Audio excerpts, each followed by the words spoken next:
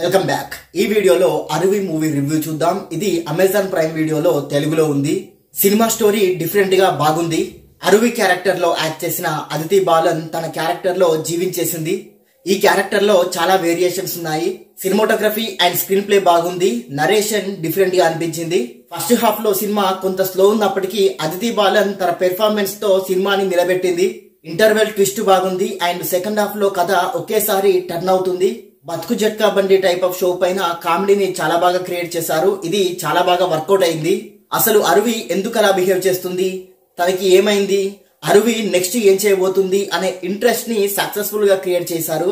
Comedy decent గా ఉంది and emotional scenes బాగున్నాయి. మెయిన్ గా క్లైమాక్స్ లో వచ్చే ఎమోషనల్ సీన్స్ అయితే చాలా బాగా వర్కౌట్ అయ్యాయి.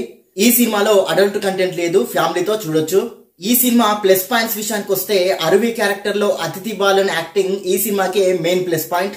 స్టోరీ బాగుంది, ట్విస్టులు బాగున్నాయి, ఎమోషనల్ సీన్స్ చాలా బాగా వర్కౌట్ అయ్యాయి. ఇవే ఈ సినిమాకి main plus points. Minus points విషయానికి వస్తే ఫస్ట్ హాఫ్ లో కొంతవరకు స్లో నరేషన్ ఉంటుంది. ఇదే ఈ సినిమాకి మైనస్ అయింది. ఓవరాల్ గా సినిమా ఎలాగుందో ఒక్క ముక్కలో చెప్పాలంటే సినిమా చాలా బాగుంది.